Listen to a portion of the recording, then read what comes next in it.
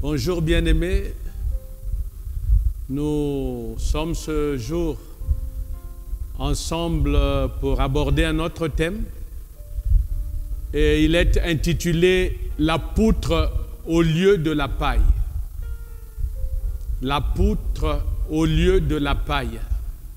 Vous savez, le Seigneur nous édifie de manière particulière sur la notion relationnelle de notre existence. Quand nous sommes nés de Dieu, nous rejoignons une communion. Nous devenons un avec plusieurs. Parce qu'avec plusieurs membres du corps de Christ qui constitue le corps de Jésus-Christ dont il est la tête, et donc l'Église, par notre naissance, nous rejoignons une communion, nous devenons un avec plusieurs. Plusieurs de ceux que nos yeux voient, qui sont et font certainement partie de l'Église que nous fréquentons, mais avec également ceux qui ne sont pas de cette Église, qui sont au loin, que nos yeux ne voient pas, que nos yeux ne connaissent pas. Il y en a même d'autres qui sont membres de ce même corps, qui font partie d'Églises, peut-être que nous ne considérons pas, ou qui n'est pas accepté du point de vue de notre entendement ou de notre compréhension quant à l'Église. C'est à cause de cela que l'apôtre Jean, je ne lis pas le verset de base, le premier, mais je lis le verset de suite, celui qui vient après le verset de base. Donc, le verset de base est Luc 6, verset 39 et les versets 41 à 42, mais je lirai de prime abord le deuxième verset que nous avons adjoint au verset de base et un groupe de versets qui sont contenus dans la première épître de Jean, au chapitre 1er, et nous abordons les versets 1er au verset 7e. Mais je me contiendrai certainement des 3 premiers versets. Ces 3 premiers versets nous définissent que, à l'acceptation de la parole de Dieu, de l'Évangile, nous entrons dans une communion. Écoutons ensemble ce qui est écrit. Ce qui était dès le commencement, ce que nous avons entendu, ce que nous avons vu de nos yeux, ce que nous avons contemplé et que nos mains ont touché concernant la parole de vie. Car la vie a été manifestée et nous l'avons vue et nous lui rendons témoignage et nous vous annonçons la vie éternelle qui était auprès du Père et qui nous a été manifesté. Ce que nous avons vu et entendu, nous vous l'annonçons à vous aussi, afin que vous aussi vous soyez en communion avec nous. Or, notre communion est avec le Père et avec son Fils, Jésus-Christ. Donc, ils nous ont annoncé ce qu'il leur a été annoncé, qu'ils ont entendu, ils nous l'ont annoncé, pour que nous, de même que, soyons en communion avec eux, avec le Père, avec le Fils, Jésus-Christ. Donc, bien-aimés dans le Seigneur, le jour où nous sommes nés de Dieu, nous commençons une vie de communion. Nous commençons une vie d'unité. Et nous abordons aujourd'hui un thème, la poutre au lieu de la paille, qui est une notion assez essentielle à appréhender, car elle est pourvoyeuse de notre communion. Elle est pourvoyeuse quant à notre unité. Plusieurs fois, pour rien, les frères et les sœurs se séparent. Des églises se séparent. Des leaders se séparent. À cause d'une faute, à cause d'une situation mal gérée, mal comprise, à cause certainement d'une faute que si l'apport des uns et des autres avait été consenti, avait été mis en œuvre, la faute aurait pu être corrigée. Le frère fautif aurait pu être ramené. La sœur fautive aurait pu être ramenée. Et donc, c'est ce thème que nous abordons dans cette leçon, la poutre au lieu de la paille, est un thème censé nous réveiller, nous ramener aux meilleures attitudes afin de garantir l'unité et la communion. L'unité du corps et la communion que les différents membres du corps ont entre eux, mais également d'avec Dieu et le Seigneur Jésus-Christ. Bien-aimés dans le Seigneur, le texte de base ainsi abordé, le deuxième texte de base ainsi abordé, nous voulons lire un texte qui n'est pas de base, mais qui est un texte accessoire, complémentaire. Nous le verrons dans Matthieu chapitre 20. Matthieu chapitre 20. Et nous lirons les versets 20 et nous irons jusqu'au verset 28, si le Seigneur permet. Il se passe une réalité. Le Seigneur Jésus-Christ est avec ses disciples. Il y a quelque chose qui se fait, qui est assez, pas anodin, mais imprévu. Le Seigneur est avec ses disciples, et voici que la mère des fils de Zébédée, deux de ses disciples, qui étaient Jean et Jacques, les fils de Zébédée, leur maman, et l'un des disciples concernés dans cette affaire est le disciple qui plus tard est désigné comme étant celui que le Seigneur aimait le plus. Alors, la mère donc de ces deux disciples qui sont Jean et Jacques vient aborder le Seigneur Jésus-Christ vis-à-vis de ses disciples. Elle se prosterna pour lui faire une demande. Et la demande que cette maman fait indigne les autres disciples, révolte les autres disciples. Et le Seigneur a donné une correction. Parce qu'à la réalité, devant les fautes de nos bien-aimés frères, sœurs, devant mes fautes vis-à-vis de vous, devant les fautes d'autres leaders vis-à-vis d'autres, ou bien de ceux qu'ils conduisent, ou de ceux qui sont leurs collaborateurs, les fautes, l'attitude que nous avons devant les fautes de nos frères, de nos sœurs, de nos leaders, ou nous leaders de ceux dont nous avons la charge, qui nous sont issus en termes de charge. Notre manière de considérer ou de traiter les fautes, de les gérer, n'est pas généralement la bonne. Et nous avons des attitudes devant les fautes des uns et des autres qui, au lieu de profiter à l'Église, au lieu de profiter au corps, au Seigneur, tête de ce corps, mais profitent plus à l'adversaire.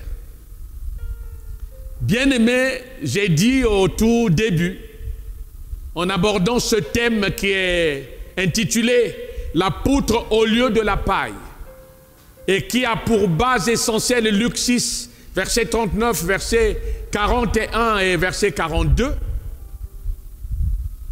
nous avons dit que quand nous naissons de Dieu, nous rejoignons un corps, nous rejoignons une communion, nous rejoignons une unité.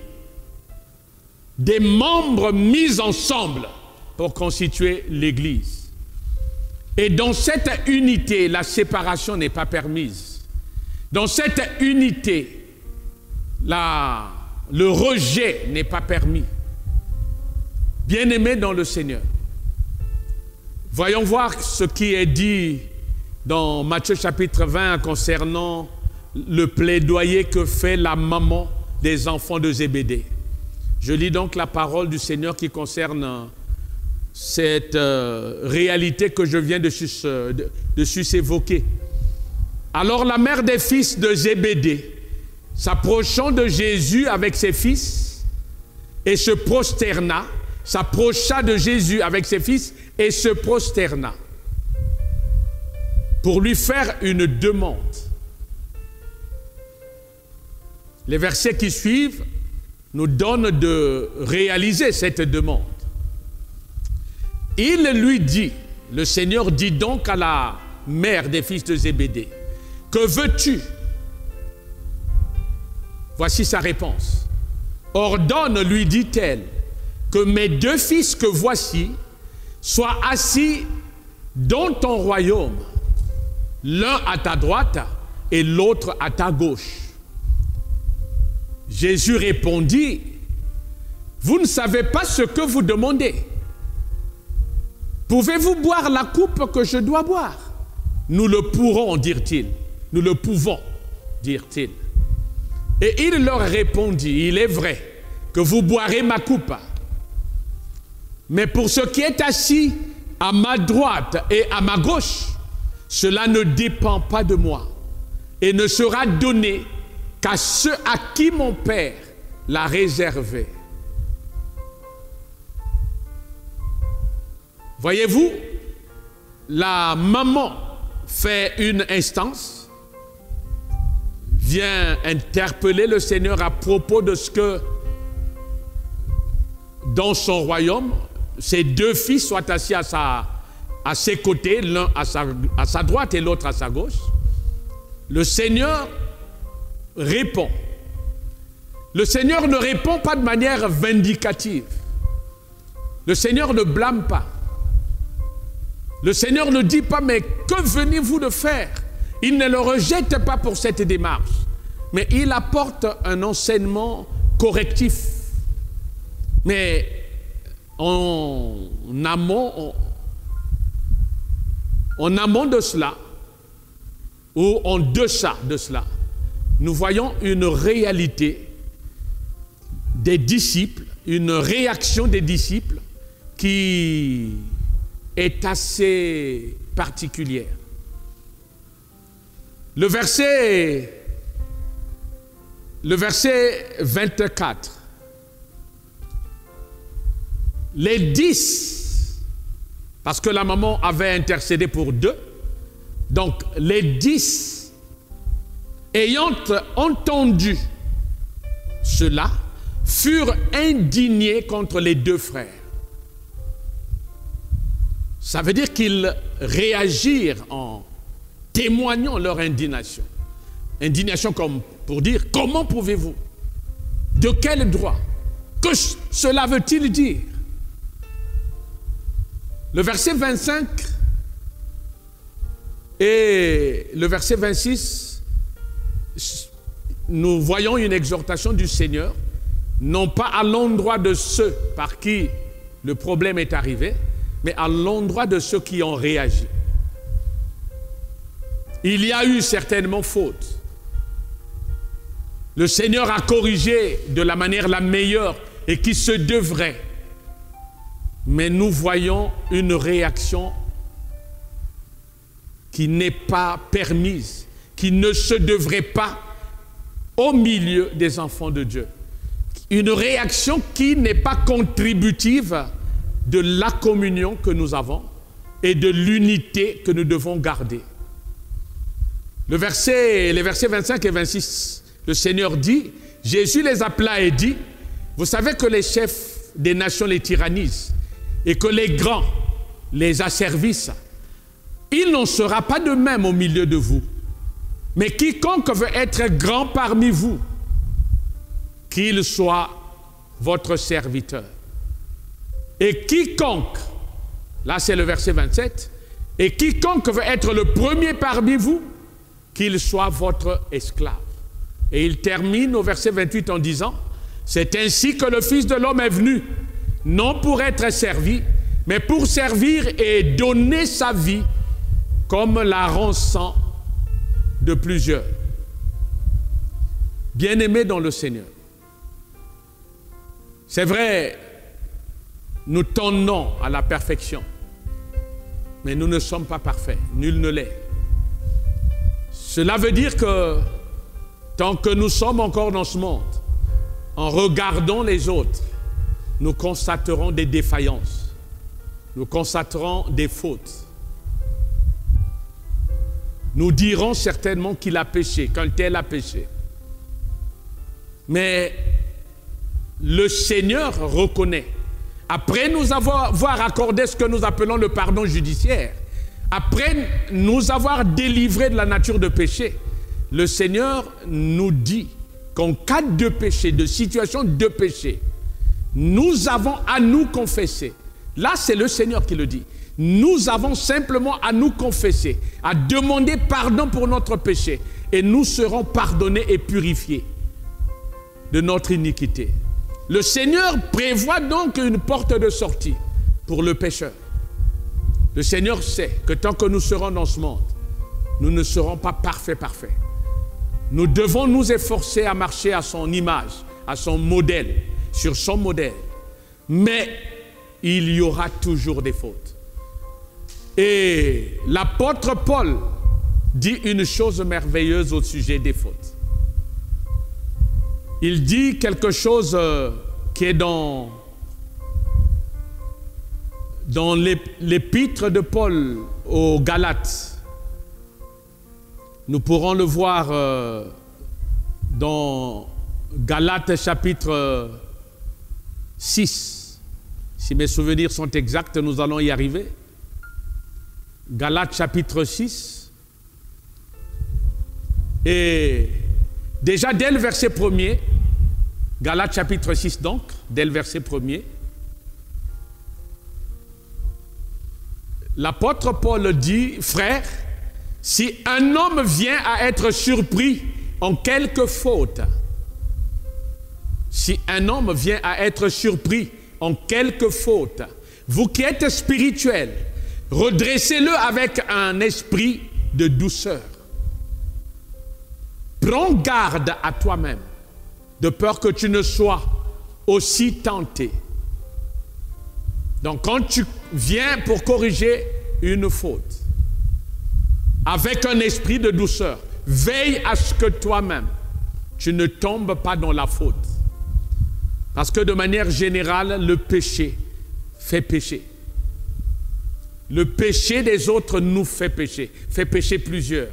Parce que nous n'avons pas vis-à-vis du péché des autres la bonne attitude, la bonne démarche. C'est pourquoi le Seigneur, par la bouche de l'apôtre Paul dit, pendant que tu corriges avec un esprit de douceur, veille à toi-même de peur que tu ne sois aussi tenté. Le verset 2, Paul dit, portez les fardeaux les uns des autres et vous accomplirez ainsi la loi de Christ. Verset 3, si quelqu'un pense être quelque chose, quoiqu'il ne soit rien, il s'abuse lui-même. Bien-aimé dans le Seigneur,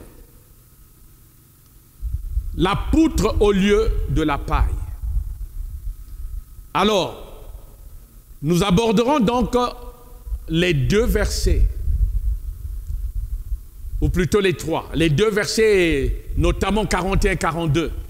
Mais pour la beauté du texte et pour le contexte, nous lirons depuis le verset 39. Luc chapitre 6, verset 39, versets 41 et 42. Il leur dit aussi cette parabole. Un aveugle peut-il conduire un aveugle? Ne tomberont-ils pas tous deux dans une fosse? Pourquoi vois-tu la paille qui est dans l'œil de ton frère et n'aperçois-tu pas la poutre qui est dans ton œil? Ou comment peux-tu dire à ton frère, frère, laisse-moi ôter la paille qui est dans ton œil, toi qui ne vois pas la poutre qui est dans le tien? Hypocrite, ôte premièrement la poutre de ton œil, et alors tu verras comment ôter la paille qui est dans l'œil de ton frère. Le Seigneur nous dit ici que la faute de l'autre que nous voyons n'est qu'une paille. contrairement à notre faute. Le Seigneur veut que nous usions d'humilité devant la faute de l'autre, devant le péché de l'autre. Que nous ne nous croyions pas comme étant les meilleurs, que nous ne pensions pas qu'il nous est impossible de commettre ce genre de faute, que nous ne pouvons pas faire comme ça. Comment, frère, peux-tu faire comme ça? Dieu ne veut pas que nous ayons ce genre d'attitude. Ce genre d'attitude ne contribue pas à la correction, elle ne contribue pas à l'unité, à la communion, elle brise cette communion. Elle détruit cette unité. Et c'est un des aspects qui fait que l'Église perd de sa capacité progressivement. Elle s'autodétruit, elle vit comme une forme d'implosion. Parce que cela ne vient pas du malin, cela vient de ses membres, des membres de ce corps. Bien-aimés dans le Seigneur, le Seigneur considère celui qui corrige la faute de l'autre, celui qui constate la faute de l'autre comme étant un aveugle. Un aveugle, donc quelqu'un qui a une poutre dans son œil. Une poutre, elle ne vous permet de voir rien du tout. Une poutre vous rend carrément aveugle. Il faut donc, pour que vous puissiez y voir clair, enlevez d'abord votre propre poutre. Il faut que j'enlève ma propre poutre pour que je vois clair dans la faute de mon frère, dans ce que fait mon frère ou ma soeur. À ce moment-là, je pourrais corriger. Déjà, le fait d'être vindicatif, le fait de rejeter un frère pour une faute, le fait de monter sur mes grands chevaux et devenir comme un correcteur de tort vis-à-vis de mon frère qui a péché, au lieu d'user d'humilité, au lieu d'user de douceur, au lieu d'user de prévenance, cela signifie déjà que je suis un aveugle. Je ne vois rien de ce qui est convenable. Je suis dans la faute. Et ma correction n'apportera que rien du tout, n'apportera que le mal. Donc, bien-aimés dans le Seigneur, le Seigneur nous montre dans cette prédication, dans ce propos, que le péché de l'autre est une paille. C'est une petite faute, contrairement au mien. Et quand je vois la petite faute de l'autre, je devrais user d'humilité et me dire, je suis faillible. Il m'arrive de faire des fautes. Je ne suis pas Dieu. Quant à ma sainteté, et je devrais aborder la faute de mon prochain avec beaucoup d'humilité et d'amour. Parce que quand j'aurai moi aussi à être pris en faute, j'aurai besoin d'être considéré, d'être compris. J'aurai besoin d'amour. Nous pouvons voir une image qui est la manière du Seigneur de corriger les fautes. Dans Jean chapitre 8, au verset 7, nous voyons une réalité. Des gens qui étaient, dans Jean chapitre 8, des gens sont venus ils voulaient jeter des pierres, voulaient lapider une femme qui avait été adultère, parce que Moïse permettait à ce que les femmes adultères soient punies de cette manière. Et quand la faute est rapportée au Seigneur, quand la faute est présentée au Seigneur, et devant la femme, le propos du Seigneur ne pourrait donner à d'autres l'impression que le Seigneur était pour le péché. Non, le Seigneur était pour la femme qui avait péché. Le Seigneur n'encourageait pas la faute, mais le Seigneur a amené ceux qui voulaient lapider cette femme à voir la poutre dans leur œil, alors qu'ils ne voyaient que la paille. Il voulait condamner, faire tuer cette femme, la lapider, la faire mourir à coups de pierre à cause de son adultère, alors que pour le Seigneur, cela n'était qu'une paille. Et il les a exhortés et leur a fait voir la poutre qui était dans le leur.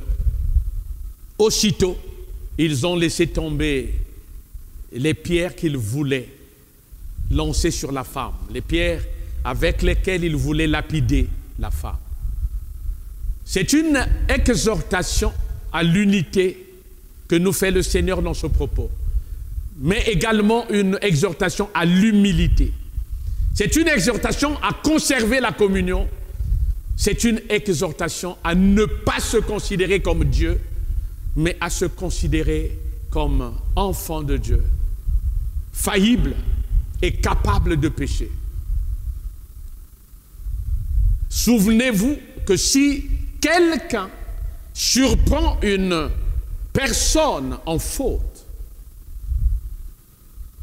l'apôtre Paul, souvenons-vous du propos de l'apôtre Paul qui dit « Vous qui êtes spirituels ». Pour moi, quand je lis ce verset, c'est comme si l'apôtre Paul se moquait un peu. Ce n'est pas qu'il se moquait à la vérité, mais je dis un sentiment, un constat. Parce qu'il dit « Vous qui êtes spirituels ». Généralement, ceux qui corrigent les autres pensent être plus spirituels que ceux qu'ils corrigent. Mais si vous êtes spirituel, vous devrez donc avoir de la douceur. Si vous êtes spirituel, vous devrez connaître que une personne fautive rejetée, ça ne profite qu'au malin, ça ne profite qu'à l'adversaire, ça ne profite jamais au Seigneur. Combien de fois le Seigneur peut-il être malheureux en voyant ses enfants se cribler pour ceci? Des pasteurs traités d'autres de démons, simplement parce que l'autre pense que la femme doit porter un foulard et que l'autre ne le pense pas. Des pasteurs traités d'autres de démons, parce que l'un pense que l'huile est utilisable, l'autre pense qu'elle n'est pas utilisable. Traiter quelqu'un d'autre de démon à cause de contradictions de compréhension théologique ou de manque de compréhension quant aux questions de la parole de Dieu. Heureusement que la première église n'est pas de notre temps. Sinon, on n'aurait pas pu voir Pierre et Paul ensemble.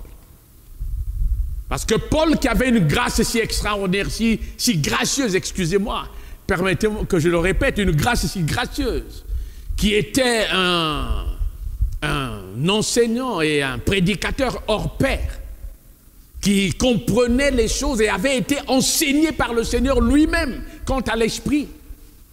Ce Paul qui, avec beaucoup d'excellence, abordé, nous édifie et édifie l'Église dans beaucoup de questions concernant l'Église.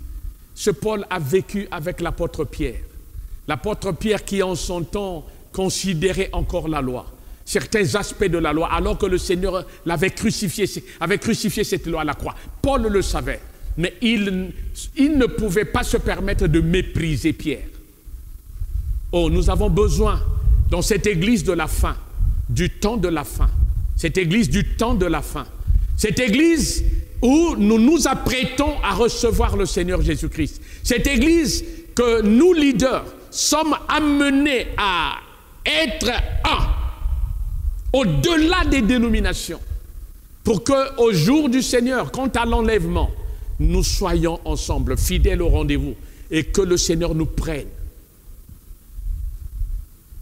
En ces temps de la fin, en cette église du temps de la fin, où nous armons et mettons l'église en ordre de bataille en vue de l'attente de ce jour qui viendra comme un voleur, il est important, je dirais même impérieux, pour que nous puissions travailler afin de voir non pas la paille de l'autre, mais notre poutre, et user d'humilité dans les corrections à apporter, dans la manière d'aborder les fautes des autres, pour leur permettre de devenir meilleurs, d'être meilleurs, mais les garder dans notre communion, les garder pour l'unité du corps, pour que l'Église garde sa force et sa capacité, garde son unité, qu'elle ne se disperse pas pour des incompréhensions quelquefois qui n'ont pas de droit de saison, et de préserver